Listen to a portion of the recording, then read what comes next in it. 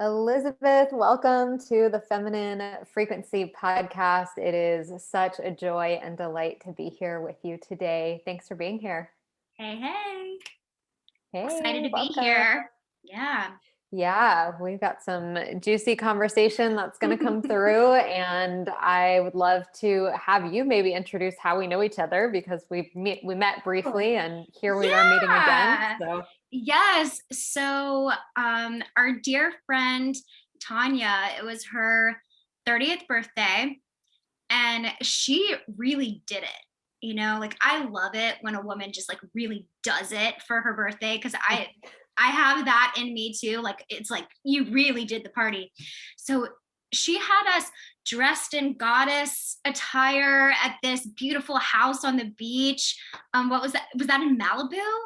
yeah, I think Yeah, in so. Malibu, and there was a like Shaman Durek, for people who know who that is, came in and did a group healing, and we listened to music. There was a beautiful spread. We laughed, we played, and it was just such a gorgeous gathering of women. And we barely got to talk. Like there was a brief exchange, but I remember you making an impression on me and Mm. being like, who is that? Like, what is she up to? And then through being tagged in things, I saw that you are also empowering women. And I invited you to be on my platform, which you loved up our ladies with your wisdom and shared on Awaken Institute. And now here we are. Now we're here. Now Yeah, we're that was a here. really beautiful celebration. Tanya's a Leo, so she loves all things celebration. And Oh, yeah. That was a um, Leo party. yeah, she asked me to come up to like guide a sister circle for her birthday, which was such an honor and something that I absolutely love facilitating for my soul sisters. And I got to meet like some really amazing women who I'm still in touch with. So here we are, and we get Here we to are. really highlight your magic and open a new portal today for whatever is meant to come through. We're Yes. we were just talking before we came on live that there's a lot that's shifting right now in the collective, in our personal lives, and like a lot is being stirred up. So for everyone who's listening, if you're feeling that, you're definitely not alone. And I would love for you to just speak to like anything that you're noticing. It could be either in the collective, Mm-hmm. in your personal space, like what's happening right now from your perspective. Oh, wow. Um, this is so real and raw and alive for me that it's possible that I might even cry raw tears because I have never seen a time where things move so quickly while also it feels like stuck at the same time, right? Like it feels like there's two energies happening at the same time for me. And maybe there's more than two, but the two that I can identify, one is it feels like there's glial and glue, and like the flow of good action can feel difficult, extra difficult. So there's that energy that's happening. I have felt that. I've seen other people feeling that, not all the time, but yes, definitely, like, things feeling a little bit extra hard. So there's that. And then there's also the peeling away of things um that aren't working or that aren't serving, or maybe even things that were working or were serving you. Like I'm noticing things shifting very quickly, people getting married, people getting divorced, people starting businesses, people closing businesses, partnerships being stronger than ever, partnerships combusting, some people having spikes in their income, many people having huge drops in their income, friendships being stressed, familial relationships being stressed. Can I get a like a little All of handshake? it. Yeah. Yeah, like holy shit. Like Life is happening. wow, Yeah. life is happening. Yeah. It's happening, and it's happening under duress for many of us because I don't know about you, like I know that you're in San Diego. That's right. Yeah, Yep. I've been a number of different places during COVID, now, 3 different places. And the things that I set up in my life that kept me well balanced, that kept me sane, happy, flowing with energy, were suddenly no more. And the offerings and the ways to get resourced are just much, much less. Even with some openings happening, it's just much, much less than it used to be. So that has put more pressure on our interpersonal relationships, Mhm. much more pressure, Yeah. and much more pressure on ourselves. Mhm. Um, I've definitely seen the effect of that. Yeah, I can so see that. I think even in this time, what I've been, what's normal too for right now is that the world has been stagnant. There's a lot of stagnant energy that's been brewing, and a lot of the areas where we have either like heightened experiences where you go to a concert or where you have social events, or a lot of that stuff was stripped away. And it really has created a lot of tension in lots of dynamics, specifically relationally. I think, as you said, it's been Oh huge. yeah. And we've all been affected in different ways. What I'm seeing right now within myself, within the collective as well, is something that you mentioned of, it feels like the rug is being, not the rug, literally like the floor is being ripped out from Yeah. underneath. Anything that is no longer aligned is being asked to be looked at. And it's really painful and it's really Hmm. uncomfortable. And all of the areas where I believe that we are trying to control, all of the areas where we feel are safe and secure, where we attach onto those things, are being dismantled, are being taken from us. And I know there's a greater plan. I know that right now what I'm feeling is the invitation and the initiation for deeper trust and deeper surrender, and to release all that is not in alignment with the next evolution of who we are and who we are becoming. And the process to getting there and the courage that it takes to actually release the old, like that stickiness that we feel, is when Hmm. we're in the space of like being afraid to let go. And it is fucking scary. It's Yeah. terrifying. So I'm feeling a lot of what you're feeling. And I know we all have our own personal experiences. And also, I know that you've been a seeker for a long time and on this path for a long Hmm. time. And this isn't the first time that we've experienced it. It might be a more amplified version of what we normally experience. But whoa, holy shit. Whatever's happening right now Yeah. is huge. It Yeah. does deserve a holy shit. It does. It deserves a like holy shit. Whoa. Holy shit. Yeah. Yes, we are hanging Grab on. onto whatever you can. Grab onto yourself, because that's like Yeah, all we got right now, right. right? Grab onto yourself. Double down on anything that makes you feel alive, Mhm. anything that makes you feel connected to source. I have also found an enormous amount of comfort in female relationships that where the baseline is truth telling. And I have absolutely no patience for chit chat or like, how are you? Good. Like all of that is like gone. Like it's tell me what's up, show me your soul, tell me about your pain, make me laugh, let's laugh, cry, and be alive together. Otherwise, like I'm not coming. That's the Mm, only thing I'm available for in female relationships, also in business, like the fluffy bullshit stuff. It's just like I'm not interested. mm. And I've never really been that interested, but now it's like zero. Bring me the juice. Let's squeeze it out of this, because otherwise what are we doing? Yeah. First, your boundaries are really hot, and I'm like about to put together something really cool in the area of boundaries, because right now we are Okay. being so asked to like Mm, double down on that. And okay. truth telling is something that has definitely been coming through for me, and it's something that Hmm. we need in order to create the life that we want, to Yeah. be the to live out our soul mission.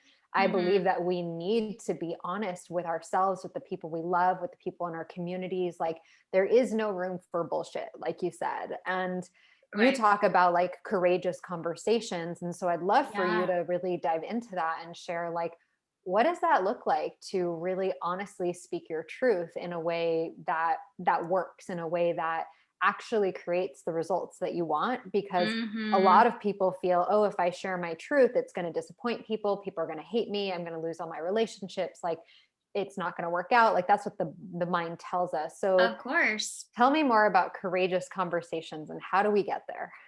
Oh, yes. This is a very rich topic.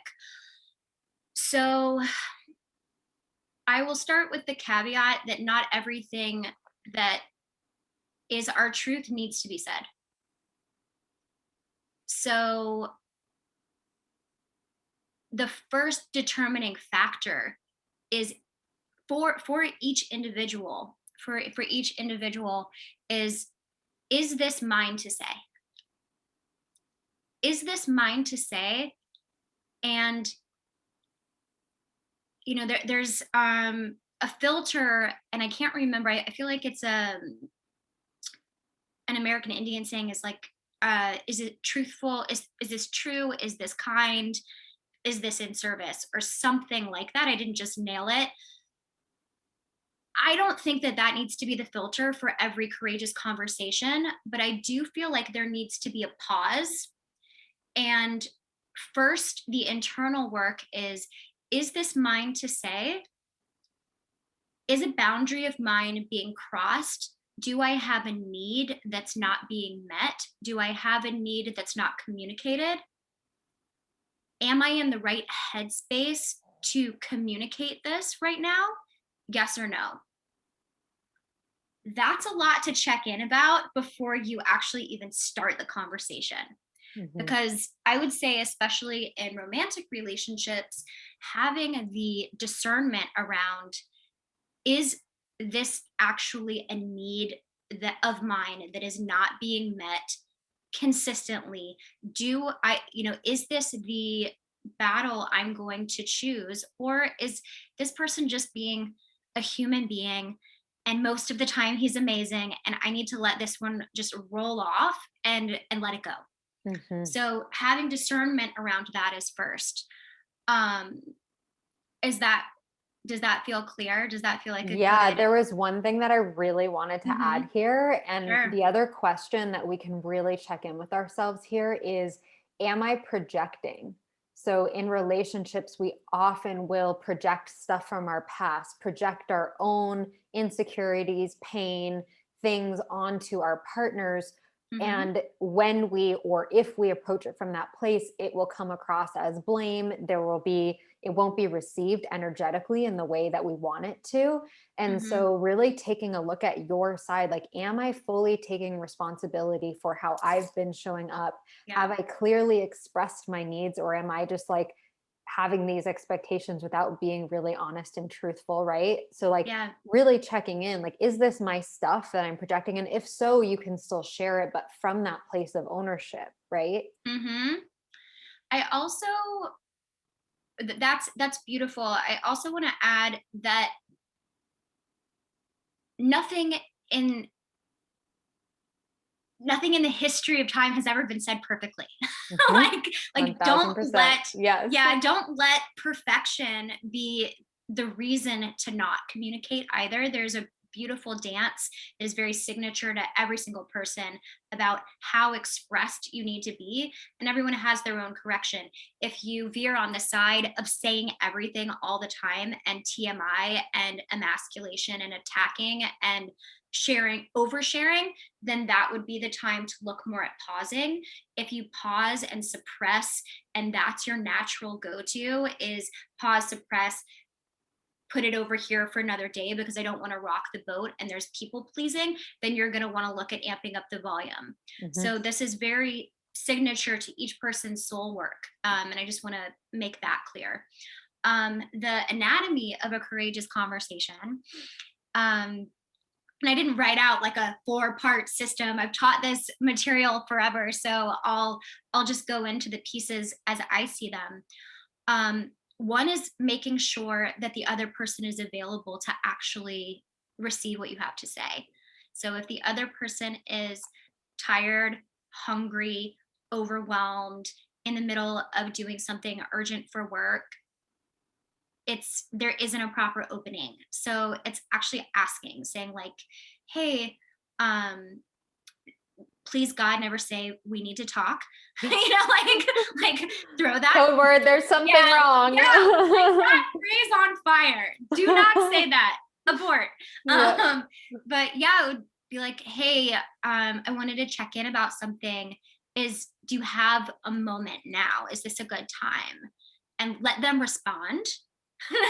Like that's a big part of women's work, is to allow the answer and be willing for it to be a no or a later or after I get this email out. And then when there is the opening, starting out with something that is more neutral than you promised you would and you did not, da da da da da, or I told you that I needed this and you didn't. That would be an aggressive start. But a neutral start is, there's something that I need. There's something that I need that I haven't fully expressed yet, or I have expressed it, but maybe not in a way that you could hear it. And I want to feel close to you. And right now I'm feeling less close because we haven't talked about this. Can we talk about this? Or like, I want to talk about this. And again, like, wait for a response. Not doesn't have to be a monologue. And then it's sharing your experience, right? Like, my experience over the last few days has been feeling disconnected. My experience over the last few days is, I'm not hearing I love you the way that no, I'm accustomed to hearing it from you. Like, is there something going on that I should know about? Or like, what's your experience? Like, and let them share. I'm stressed at work. I'm overwhelmed. I feel sick. I'm not at my full energy. This isn't about you. Like, open up the energy exchange so that they can share their experience. Sometimes, I've skewed this conversation a little bit so it feels like it's mostly about romantic relationships, but this could really work within any relationship. Sometimes men don't share it. They don't share their truth. They're like, no, everything's cool, everything's fine, like, I'm not sure what you're talking about, babe. And that would be a time to share more of your experience, and like, what makes you feel connected and what makes you feel disconnected. Mhm. I feel most connected when I'm hearing how you feel. I'm feeling most connected when you walk in and you come over and hug me or touch me in some way. Mhm. I feel most connected when we have time together where we don't have any devices. And I've noticed like that's slipped away. Like, would you be interested in like making a sacred time where we both don't have a computer or a phone or a TV or anything around us, and we really like reconnect? Mm. And you can also tell them, this is Allison Armstrong. She has a conversation called a needs conversation. Part of the conversation she teaches women to have, you let the man know, or even the friend, or whoever know, like, this is what this provides for me. So when you come in and instead of like doing busy work, or if you can come over and just give me a big hug when you walk in the room, when you come home, it makes me feel seen, loved. Like, it makes me feel closer to you. And then if you need to go do some other things, I'll be set because I've had that reconnection. Mm. So this is what that provides for me. And then you can also ask the wrapping up of the conversation, assuming that it's been received and the other person is being receptive. You could say, this is what this looks like. This is what this does not look like. It looks like coming over and giving me a big hug and letting me know how long you need to do your own thing, and I'll have an understanding. It doesn't look like you need to hug me every 5 minutes or I'm going to be mad at you. It doesn't look like, stage 5 clinger central. It looks like check-ins, right? And is there anything that you need from me in order to provide that? And he or she might say, yeah, I need a reminder. Like when I walk in the door, I'll be like, come here, like Mhm. remind me the first few times so we repattern this. Or I need you to instigate it sometimes. Or if I miss a few days, I need you to like lovingly tap me about it, not bite my head off. Mhm. I mean, I know with my partner right now, we had gotten in a deep pattern of like I was doing a lot of complaining. Mm. I was doing a lot of complaining slash venting. There were some things going on and still are that were a bit beyond our control. Um, and I was expressing it as like crankiness and emasculation. There was some emasculation definitely like flowing from me, and I had to check myself. I saw him get less expressive, pull away, be less verbally validating, touch me less. And I was like, ooh, like this is not good. This is a moment where I could either pull away, I could start doing power plays. You don't want to touch me, I'm not even looking at you. Like, don't need you. Like, I could start doing power plays, or like, what is my side of this? Oh, he's not coming over here because it's not freaking safe waters. Mm. Like, duh, and sometimes it's not that simple, but in this case it really was. It was as soon as I was letting him win in some way, shape, or form, the the affection and the warmth was back. Mm. So beautiful. Thank you so much for sharing. And I know that relationships can feel really complex. And I also am a true believer that when we are willing to have these courageous conversations and be honest and ask for our needs and do it in a way where there's so much personal ownership and responsibility, that is the way that we deepen relationships. That is the way where we create aligned relationships where both Mhm. people's needs are met, where it's not just one person requesting, but where both people feel safe and seen and heard and loved. And like, there are Supported. sometimes times where there's course correction, and where there's if both people are willing to look at it and be honest, that I believe is the foundation for, if you can quote unquote say successful partnership. I don't even really know what that means, but like partnership that actually is aligned and that is honest. And Mhm. most people aren't willing to go here, and so I really appreciate these specific examples, because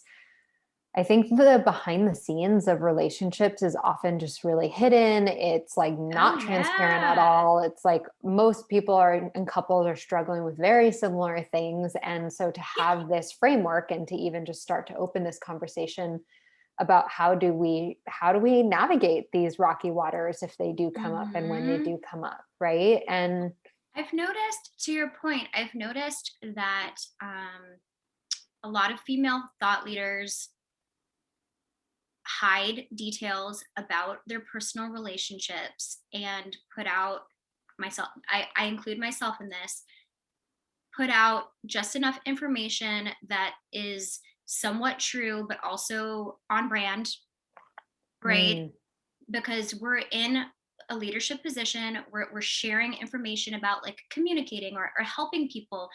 There was a long time, 8 years, where I focused on just helping people in their love lives. And it's something that I have a natural genius for and an extreme talent in it. But it also felt vulnerable to assert myself as an expert in that space because people always wanted to know what was going on with me. Like, do you have it figured out, sister? And mm, I felt under the gun, and I felt an extreme amount of pressure, and that's something that I'm still healing. I'm still healing that I get to be a human being and be on my own journey while I am leading others and sharing deep medicine with other people. Like, I don't have to have it perfectly figured out on the mountaintop and start sharing and teaching when I'm 80 years old, when I can say I've been happily married for 50 years and, you know, then share. And if our female leaders wait until we think our lives are perfect to share our medicine, we're going to get ripped off. The whole world gets ripped off. Hmm. Yeah, I'm hearing authentic leadership where we can Mhm. be in a place of our medicine, our magic, our truth, our authenticity, and also like reveal transparently that we are human and take ourselves and take each other off of pedestals of this idea that anyone has it figured out. Because let's just Mhm. be honest, like we are all in this journey of life figuring it out one day at a time. And there are definitely lessons and teachings that you've learned from past experiences, past relationships, past business failures, successes that actually make us better teachers. Like the reason why my clients and my community resonates with my message is because I'm a living example of a real person who has gone through similar challenges, who has made it out the other side, and who is still on my own journey, sharing from an embodied place of like, hey, like, this fairy tale idea that relationships are supposed to last forever or success happens overnight or that Mhm. like it's just like eat whatever you want and your body looks a certain way. Like all of that shit is like, yeah, see, it's true. These are all like fairy tale beliefs of what it means to quote unquote be successful. And Mhm. something that's coming through really strong right now, and I don't know how it's going to come out of my mouth, but it's Go for it. that the messiness of it all is actually like the truth that we get to look at the same patterns that have happened. We might have to look at them 5 6 7 times until we've actually closed the loop on something, and that it is an ongoing evolution and a journey, and we don't have all the answers. However, I think what really as leaders we do is that we're willing to look at it and we're willing to do the things that a lot of people aren't actually willing to do because Yeah. it's fucking scary. Yeah, it is fucking scary. Um One of the phrases that I use is at least I've danced the dance, or at least I'm dancing the dance. Hmm. I'm not pretending like everything's cool when it's not cool. When something's off, I experience it, I go into it, I go to the core of it, I go sometimes really fucking dark with it, and then I come out the other side of it. And on the other side is freedom. Mm. Freedom Yes. doesn't look like pretending like everything's okay and sprinkling glitter on some bullshit. Freedom looks like knowing that you can go to the dark, fiery depths of your own personal hell, walk down there, see what it looks like, see what is your worst case scenario, experience those feelings, know that you can come back, have a safe container to come back to. Maybe this is something, I have a women's community where we go really dark places together, and we help usher the woman back.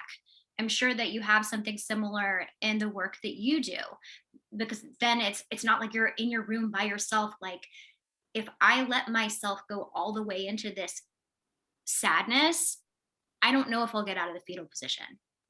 Mhm. First of all, I believe that most people that have some self development work under their belt can probably go to the depths for a moment and come back to make that scream. Or I last night I screamed in a towel, Mhm. took a towel and screamed into it like a freaking tribal wild scream because I was so frustrated.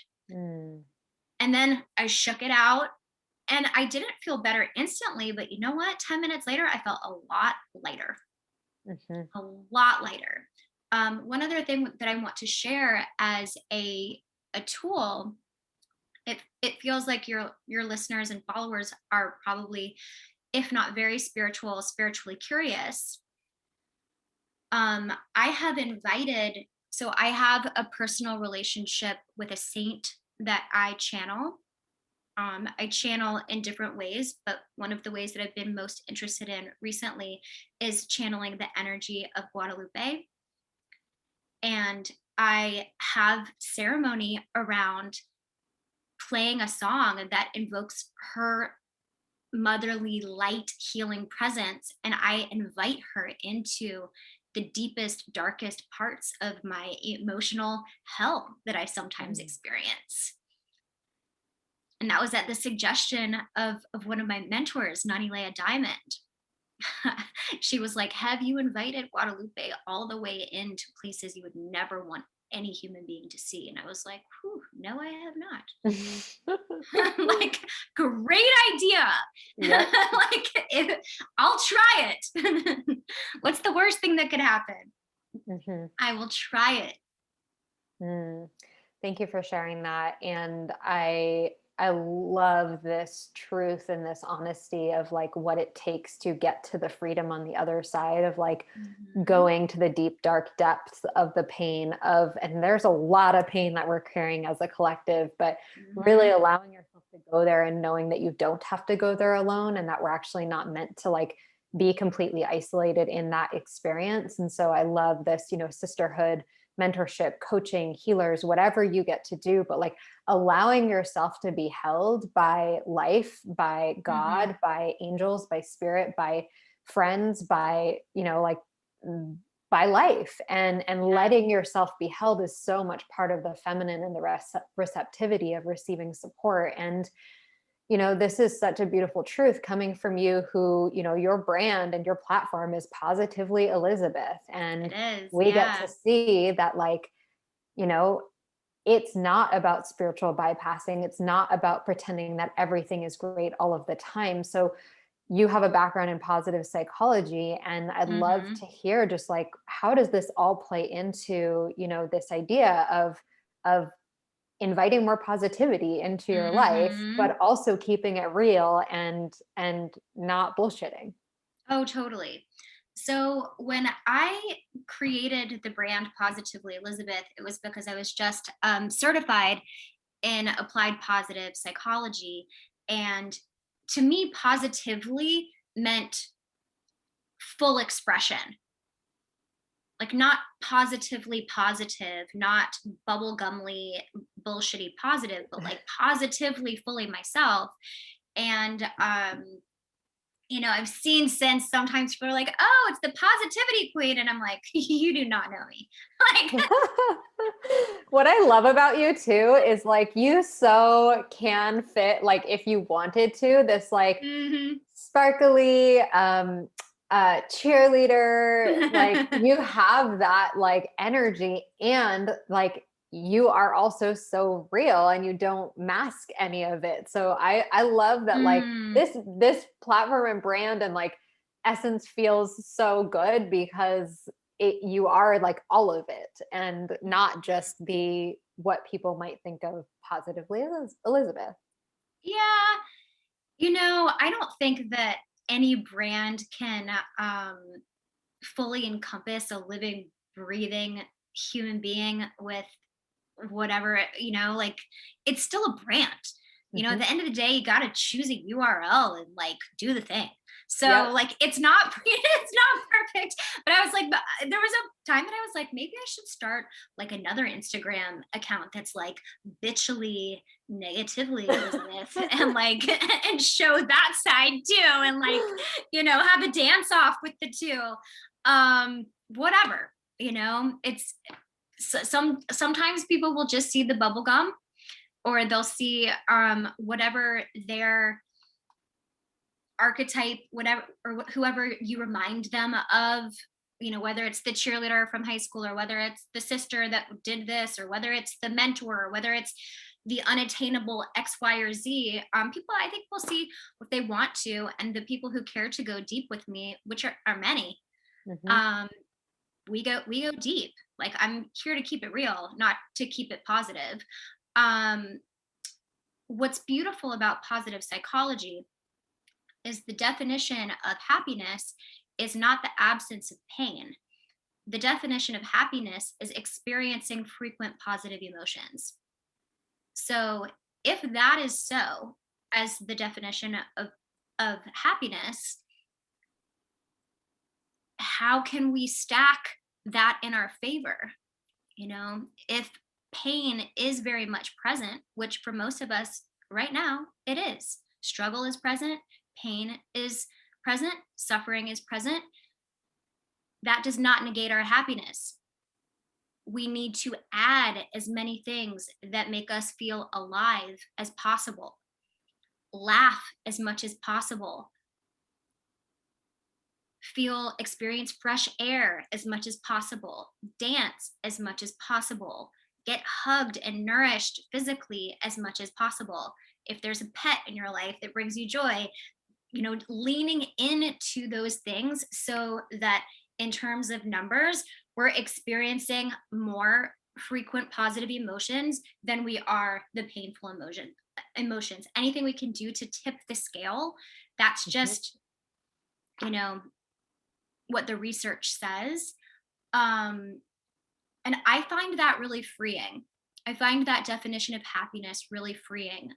There was a time in my life where I had suddenly lost my father. And my father was my soul buddy on the planet, like that was my person. And um, I I still mourn his death.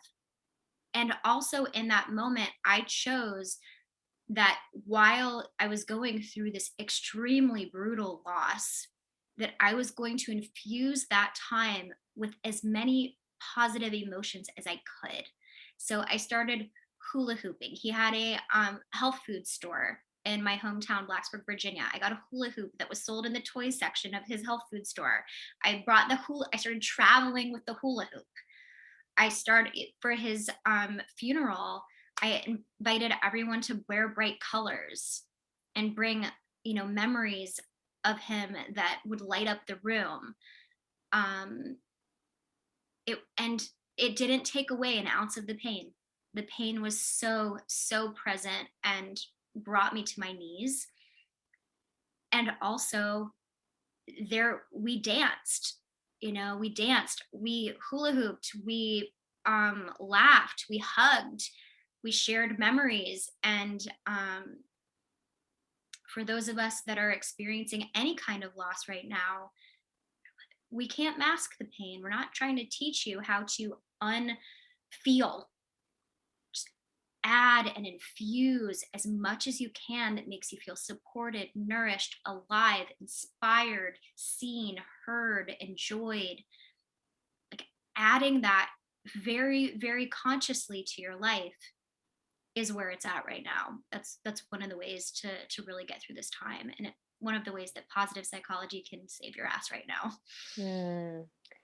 Such a beautiful, powerful message, and those examples of how during such a hard time in your life, how you infused, I don't even know how you went there, but clearly that's what you were guided to. And I know that that brought light to other people who, were also experiencing loss and grief during that time. And Mhm. being a beacon of that is who you are. That's who you be. So thank you for sharing that. I know that there's people who are going through all types of darkness and Oh pain and yeah. all of the things right now. And as a collective, that's what we're carrying right now, going through this whole pandemic. And I have been really, the question that's coming to me is like, how can we live more? How can we experience more aliveness, more pleasure, more joy, more Mhm. play? And it really is an active choice. And Yeah. what I know to be true in my own grieving experience presently is that sometimes we're not ready to go there yet, and to really honor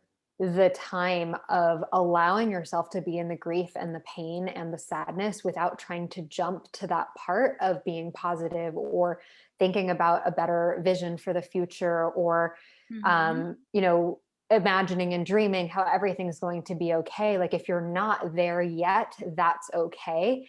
Yeah. And we get to determine for ourselves at what point do we get to pull ourselves out of that and not stay stuck in that. Like, there is a shift, there is a moment where like the heaviness does release, and also there becomes an active choice where we get to say, okay, like, yes, I still get to grieve. Yes, I still get to Mhm. experience this pain. Yes, I get to let it come through and be part of my life, Mhm. and no, that doesn't get to take like, a whole 2 years for me to never see sunlight again. Like that's not an option. Like we Oh, get to hell choose that, no. right? Yeah. No, we are not Yeah. talking about taking out a new lease down in the hell zone. We're talking about walking the fire maybe for 20 minutes, 30 minutes, maybe for 10 minutes. Like I screamed in a towel for 30 seconds, if that, Mhm. last night. I was willing to go there with the rage just enough because I was looking at my face and I looked frozen. Mm, And I was like, what? No, no, like, where you at, girl? All right, I mm, got to run through some of this. And it's, of course, it's okay to not be ready. It's, um, and for someone who's not ready for the new vision, for the new dream, if you're in a place of mourning or loss, what I would definitely recommend is extreme self-care, exquisite self-care, exquisite tenderness with yourself, like learning how to be your own mother, and ask yourself, like, what would the perfect mother do? What would the perfect, like if an angel mother dropped down and did the perfect angelic things to nurture you, like what would she do? mm. And do them for yourself and create that for yourself. So it's not a time of self torture, it's a time of self nurture.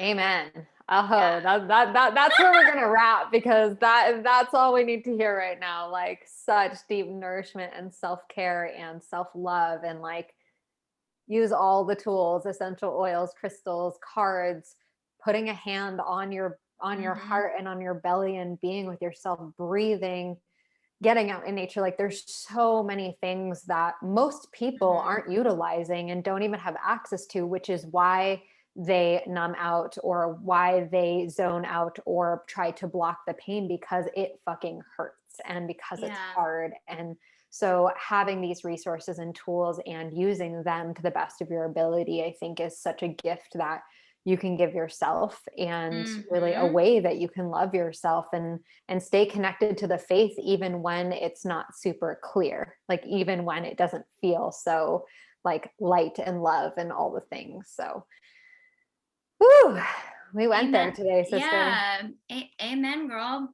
Yeah. Yeah. Keep bringing the truth. Mhm. Most of our suffering comes from pretending. That's my experience. So pretending creates wrinkles, pretending creates bad shopping purchases, pretending creates more pain. Mhm. So the more you can put yourself in an environment like Amy's community or my community or your own communities of badass women who are truth tellers, or just lean into what's real. Mhm. Amazing. So, for women who want to learn more about your community and continue to hear the truth from you, where can they find you? So our group program is under Institute, and we do a gifted 30-day experience for women that want to try it for 30 days at Institute. And then my personal library of work and ways that people can book me on podcasts or reach out to me for speaking engagements, I'm at positivelyelizabeth.com. Amazing. We will link all of that in the show notes today. Yeah. Thank you so much for sprinkling your magic, your truth, and for being here with us. This is such a gift. My pleasure. Have a beautiful day. Thanks, everyone.